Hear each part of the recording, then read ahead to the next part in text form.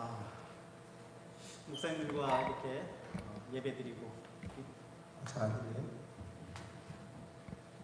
사실 이렇게 예배드리는 건 저는 원치 않았는데 예배는 현장 가운데 성령이 임재하시는 것, 또 우리의 마음을 만지시고 우리 입술이 고백이 있는 게 예배라고 생각을 합니다.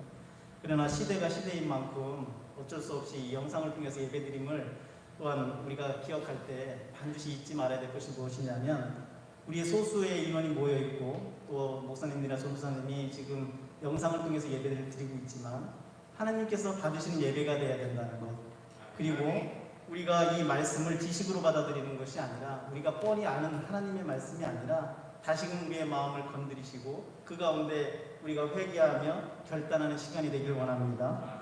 오늘 제가 말씀을 선택한 것은 이사야 42장 1절부터 9절 말씀인데요. 다들 코로나 때문에 다들 힘들어하시고 그리고 또 무엇을 행해야 될지조차도 막막할 때가 너무나 많았습니다. 한동안 잠깐 코로나가 처음 시작됐을 때 예배가 줄어들고 그 다음에 예배가 빨리빨리 끝났을 때 속으로는 좀 좋았어요. 내 개인적인 시간이 많이 주어지는구나. 근데 그것도 잠시, 이제 시간이 좀 흐르고 나니까 영적 고갈이 오는 거예요. 그리고 영적 우울감도 생기는 겁니다. 내가 과연 누구인가? 나는 뭐를 해야 되는가? 그런 상황 속에서 이 말씀이 제 마음 가운데 붙들렸어요. 이 마음이 제 마음을 사로잡았어요. 우리는 이렇게 절망 중에 있지만, 어떻게 보면 예배를 온전히 못 드리는 것에 대해서 절망하고 있지만, 얼마 전에 교육자 회의를 하면서 절망만은 아니구나 하는 것을 알았어요. 담임 목사님께서 말씀하시기를 이제 이 코로나가 끝나고 나면 정말 영적으로 갈급했던 사람들, 나 예배 드리고 싶어, 그리고 예배는 이래야 돼 하는 그런 사람들이 예전에 미지근한 예배를 드렸다면 이제 코로나가 사라지고 나면 정말 마음을 다해서 목소리 높여서 하나님을 찬양하고 예배드리는 그 광경을 보게 될 것이다. 예. 어차피 하나님께 예배드리는 자, 그 단 한 사람을 하나님이 찾고 계세요. 우리 목사님과 전도사님들이 그 한 사람이 되기를 원합니다. 하나님이 모든 사람을 통해서 영광 받기를 원하시지만 하나님은요, 우리가 예배드리지 않아도 저 돌들로들 통해서라도 영광 받으시는 분이 하나님입니다. 우리의 마음이 어디에 있는지 이 코로나 사태를 통해서 분명히 밝혀질 줄 믿습니다. 우리 목사님들하고 전도사님들 이렇게 목회하면서 때로는 마음이 답답할 때도 있죠. 때로는 이렇게 주위에 들려지는 소리라든가 나를 평가하는 소리가 들려질 때 낙심될 때도 있습니다. 그때 우리 목사님들과 전도사님들은 뭘 생각합니까? 무슨 말씀으로 힘을 얻습니까? 저는 오늘 1절 말씀에 내가 붙드는 나의 종, 내 마음에 기뻐하는 자, 곧 내가 택한 사람을 보라. 이 말씀에 힘을 얻어요. 다른 사람이 나를 어떻게 평가해도 상관없어요. 나의 목회를 다른 사람이 비교해도 상관없어요. 저는 낙심할 때마다, 누군가 나를 비교할 때마다 전 다시 이 마음을 떠올려요. 나를 부르신 이는 하나님이다. 당신이 부르지 않았고 당신이 나를 초청하지도 않았다. 나를 부르신 이는 오직 하나님밖에 없다. 그것을 생각할 때 나의 마음이 다시 힘이 솟아요. 얼마 전에 제가 지식 채널 2라는 채널이 있죠. 거기서 잠깐 영상을 하나 봤는데 거기에 보니까 만 1세부터 2세까지 아이들의 이타심, 그러니까 상대편을 배려하는 마음, 상대편을 사랑하는 마음이 생기기 시작하는데 그때가 2세까지래요. 근데 그 2세까지에 뭐가 생기냐면 애들이 거울을 보고 반응하기 시작해요. 그죠? 거울을 보고 막 웃고 거울을 재밌어하기 시작합니다. 그때 무엇이냐면 자기 인식이 생긴 거예요. 나는 누구인가? 그 어린 아이지만 몇 개월밖에 된 아이들이 아니지만 그 아이들이 서서히 이제 무엇을 나타내기 시작하냐면 나는 누구인가? 나는 누구인가? 근데 사실 이게 어린 아이들에만 해당되는 것이 아니라 목회 현장에 있는 전사님과 목사님들이 다 이것을 다시금 우리가 정비해야 되는 줄 믿습니다. 나는 누구인가?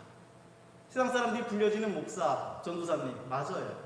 그러나 나 자신이 정의하는 나, 그죠? 내가 누구인가? 이 정체성이 명확하지 않으면 내가 무엇을 해야 되고 내가 또 무엇을 어떻게 해야 되고 또 그것을 행함에 있어서 내게 능력이 있는지 없는지를 내가 판단할 수가 없어요.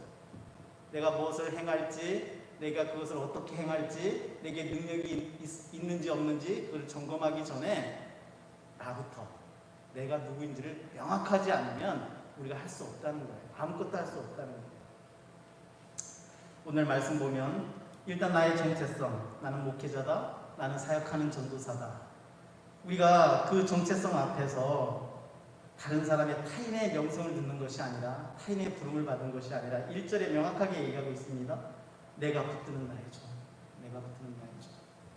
우리는 이 정체성을 온전히 붙들었을 때 우리가 어떻게 행해야 될지, 무엇을 해야 될지, 또 내 능력을 무엇으로 삼아야 될지 분명해지는 줄 믿습니다. 이 1절을 보면요, 가만히 몇 번이고 제가 되뇌어 봤는데 이 말씀은요, 하나님이 감격해서 부르시는 소리예요. 내가 붙드는 나의 종. 주님이 막 흥분된 마음이 막 느껴져요. 내가 너를 붙들었다. 내가 너를 기뻐한다. 주님은 흥분해서 나를 부르시는데, 감격해서 나를 부르는데, 그 부르심에 나는 어떠한 응답을 하고 있는가? 나는 삶 속에서 어떠한 삶의 자세로 살고 있는가? 다시 회개하게 만들었습니다. 1절이 내가 붙드는 나의 종, 내 마음에 기뻐하는 자. 하나님의 영을 내게 보내셔서 이방의 정의를 베풀리라. 사실 이사야 말씀 우리가 잘 알다시피 이 1절부터 9절 말씀은요, 예수님을 나타내고 있는 거예요. 예수님. 그러나 예수님께서 십자가에 올라가시고 십자가에 못 박혀 죽으시고 부활하신 후에 우리에게 성령을 부어주시고 하나님의 일을 우리에게 맡기신 줄 믿습니다. 동일하게 하나님이 우리를 이처럼 부르신 줄 믿습니다. 그러기에 우리가 무엇을 해야 되고, 이 코로나 시대에 무엇을 해야 되고, 또 어떻게 무엇을 행해야 될지 생각하기 전에 예수님은 어떻게 행했는지를 분명히 짚고 넘어가야 되는 줄 믿습니다. 그래서 제가 이 말씀을 한번 보는 거예요, 다시. 그러면 우리는 이제 내가 누구인가를 알았다면 이제 무엇을 해야 되는지도 알아야 되죠, 그죠? 내가 하나님의 붙들린 종이에요. 하나님이 기뻐하시는 종이에요.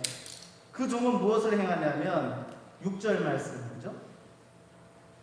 6절 말씀 보면 나 여호와가 의로 너를 불렀은즉 내가 내 손을 잡아 너를 보호하며 너를 세워 백성의 언약과 입양의 빛이 되게 하리라. 그죠? 우리는 백성의 언약.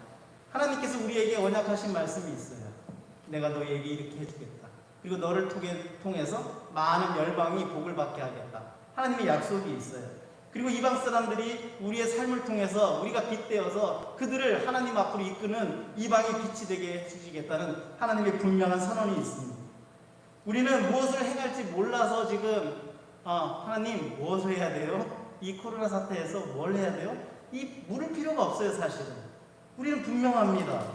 무엇이냐? 백성의 언약과 이방의 빛이 되어야 됩니다. 그리고 우리가 어떻게 행할지, 사실 제가 이 말씀 묵상하면서 목사님들하고 전사님과 나누고 싶었던 게 사실은 어떻게 해요? 어떻게? 내가 목회자예요. 나의 정체성은 분명합니다. 그리고 우리는 부른 게 나의 의지로 내가 하나님의 일을 하겠다고 나선 사람들이 아니라 하나님의 부르심을 받은 줄 믿습니다. 만약 나의 의지로 이 나선 길이었으면요, 약간만 풍랑이 몰아치면 우리는 아마 금방 좌절하고 넘어졌을 거예요. 이 전사님들 다 계시고 또 영상을 시청하는 목사님들 계시지만 삶 가운데 고난 없었습니까? 그죠?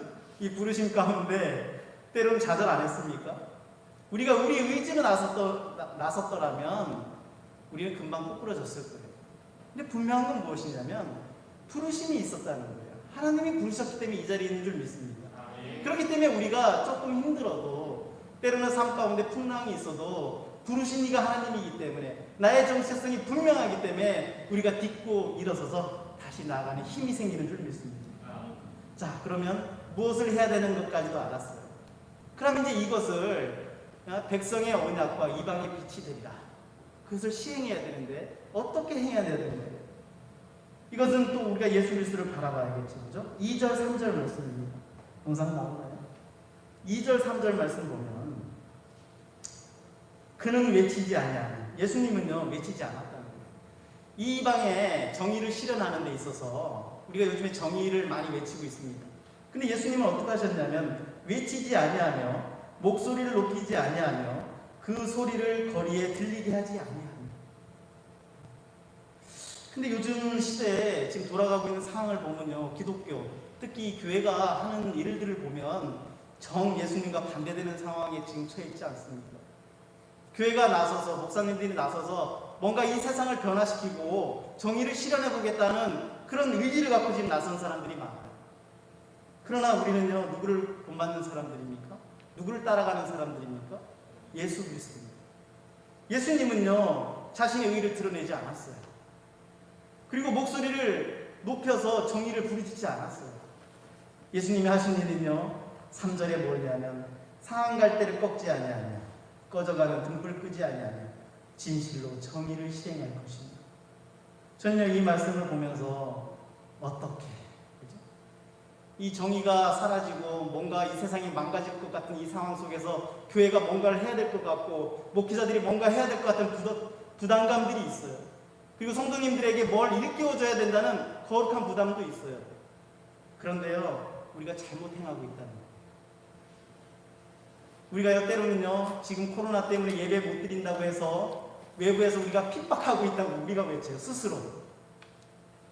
우리 목사님들이, 우리 전사님들이 외부에서 행정을 통해서 우리를 예배 못 드리게 한다고 우리를 핍박하고 우리를 고난 가운데 있다고 해서 착각하고 있어요. 사실은요, 우리가 하나님 말씀대로 온전히 살지 못함으로, 빛되지 못함으로, 소금되지 못함으로 길거리에 버려져서 세상에 길거리에 버려져서 우리가 밟히고 있는 거예요. 소금의 맛을 못 냈으니까 세상에 나가서 지극히 멸시당하고 밟히는 건 당연하죠. 우리는요, 소금 역할을 못했습니다. 빛 역할을 못했습니다. 소금과 빛은요, 스스로 이렇게 정의를 내세우지 않아요. 빛은요, 스스로 비추는 발광체가 아니에요. 우리는 예수 그리스도로 빛됨을 받고 그것을 스스로 비추는 사람들이 되어야 되는 줄 믿습니다. 소금은요, 녹아짐으로써 맛을 내요. 우리는 겸손함으로 세상의 정의가 무엇인지 알려줘야 되는 줄 믿습니다. 외치지 않았습니다. 그 소리를 거리에 들리게 하지 않았습니다. 예수님의 방식이에요. 저는 현 사태가 돌아가는 이 상황 속에서 왜 교회가 멸시를 받고 세상 사람들의 손가락질을 당하고 철저히 세상에 밟히고 있는지 한번 생각해 봤습니다. 우리는 외부에서 찾아요. 코로나에서 찾고 있어요. 그러나 이 코로나는요, 하나님을 경외하고 하나님을 하나님 되게 함을 우리에게 일깨워주고 있는 줄 믿습니다. 우리가 하나님을 온전히 예배하였다면, 하나님을 온전히 그 뜻을 따랐다면, 예수님 방식대로 행하였다면 세상에 우리가 밟히지 않았을 거예요. 우리 하나님의 부름을 받은 거룩한 자인 줄 믿습니다. 거룩한 자는요, 성경에 무엇으로 정의하고 있냐면 환난의 때, 내가 좀 나을 때 다른 사람을 돌보라고 돼 있는 것이 아니라 환난 때 똑같이 어려운 상황 중에 과부와 고아를 돌보고, 내가 똑같이 지금 어려운 상황, 코로나 때문에 다 힘들어하고 있습니다. 그때 내가 먼저 살고자 애쓰는 것이 아니라 나보다 더 못한 사람을 돌아보라는 거예요. 그게 거룩이라는 거예요. 그리고 나를 지켜서 세상에 물들지 않는 것이다. 우리는요, 하나님 앞에 경건하다, 부름을 받은 주의 종인들이다 말하고 있지만 이 말씀대로 우리가 실행하고 있는지 다시금 회개해야 되는 줄 믿습니다. 그리고 결단해야 되는 줄 믿습니다. 그리고 우리에게 행할 능력이 있는가, 그죠? 4절 말씀 보면요, 4절 말씀 보면 그는 쇠하지 아니하며 낙담하지 아니하고 세상의 정의를 세우기에 이르리니 섬들이 그 교훈을 앙망한다. 예수님은요, 세상에 귀 기울이지 않았어요. 그럼으로써 쇠하지 않아요. 그리고 낙담하지도 않아요. 우리는요, 세상에 들려지는 소리에 일일일비합니다. 때로는 내가 뭐 된 거냐 막 외치기도 해요. 내 스스로 우쭐할 때도 있어요. 그러나 예수님은요, 결코 쇠하지 않고 낙담하지 않았어요. 세상의 소리에 일일일비하지 않았어요. 코로나 사태에 일일일비하지 않았어요. 묵묵히 해내시고 있는 거예요. 예수님의 그 길, 하나님이 예비하신 그 길을 그냥 묵묵히 걸어갈 뿐이에요. 우리가 찬양했지만 그 길이 큰 길이 되는 줄 믿습니다. 주님은요, 우리가 알지 못하는 길을 만드시고 또 행하고 계세요. 우리가 그 찬양 가운데 있듯이 보지 못할지라도, 운행하심 느끼지 못하더라도 주님은 행하고 계세요. 우리의 영안이 열리고 귀가 열렸을 때, 그 영광 중에 우리가 참여된 자가 됐을 때 비로소 우리가 주의 영광을 보게 되는 줄 믿습니다. 나의 눈이 혹시 닫혀 있지는 않는지. 내가 주님을 보지 못하고 주님을 느끼지 못하고 주님을 온전히 신뢰할 수 있는 믿음이라면 이 코로나 사태에 우리가 결코 좌절해 있지만은 않는 줄 믿습니다. 이럴 때일수록 주님은 어떻게 행하셨는지, 주님은 어떤 방식으로 행하셨는지, 세상의 기준이 아니라 교리가 기준이 되는 것이 아니라 하나님의 말씀, 하나님의 말씀을 우리가 잘 이해하지 못하겠으면 예수님을 묵상하면 됩니다. 하나님의 말씀 우리가 다 알지 못해요. 사실 제가 주석을 뒤적이다 보면 더 답답할 때가 많아요. 차라리 정의를 내려줬으면 좋겠어요.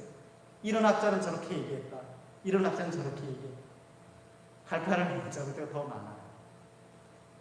그러나 우리는 성령이 우리 안에 마음을 주시고 그 가운데 깨닫게 하시는 은혜가 줄 믿습니다. 그래서 주의 종이라고 부릅니다. 이 성도님들도 요즘에 많은 성경적 지식을 다 갖고 있어요. 어떤 분들은 그런 얘기를 하죠. 앞에서 우리가 설교를 하거나 하면 앞에 NIV 영어 성경 딱 펴놓고 목사님 말이 맞나 지켜보는 성도도 있다.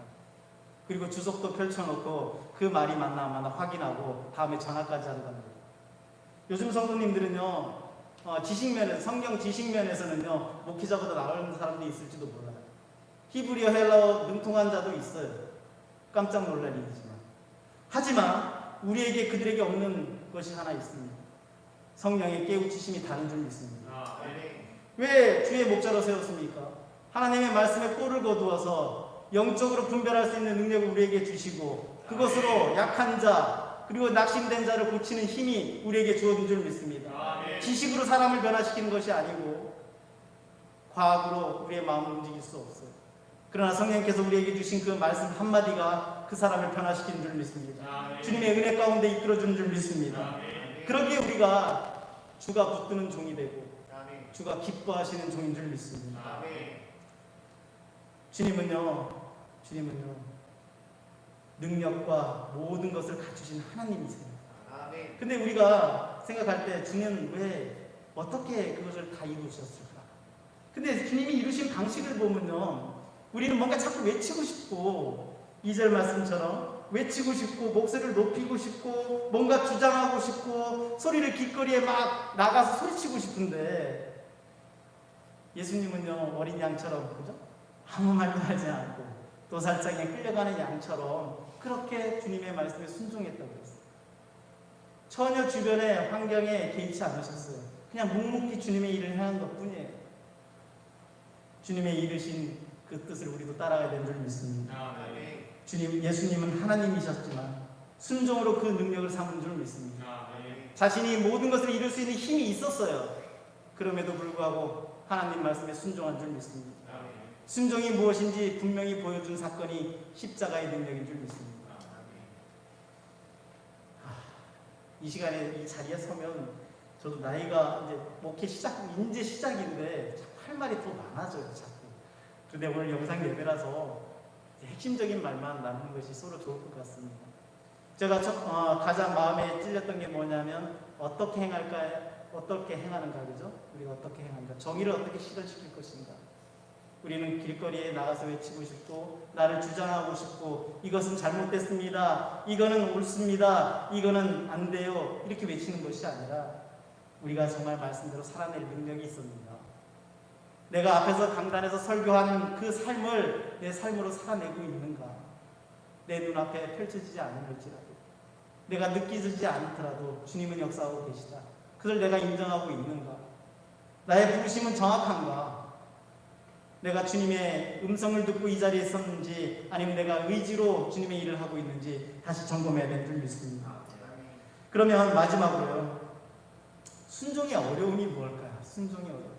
예수님은 자신의 모든 능력이 있음에도 불구하고 하나님께 온전히 순종함으로 그것을 능력으로 삼았는데, 그럼 순종의 어려움도 있을 거 아니에요, 그죠? 순종의 어려움. 그러나 지금 돌이켜보면 목사님들이랑 우리 전도사님 순종의, 즉 이 세상적인 성도님들 순종, 버리라 할 때 버리고 끊어버리라 할 때 끊어버린 것들, 이 정도 순종이 어렵게 느껴지시나요? 어렵죠, 사실. 그러나 이 정도까지 오셨으면 그동안 수없이 끊어버리고 그죠? 그리고 버릴 거 버리고 오셨잖아요.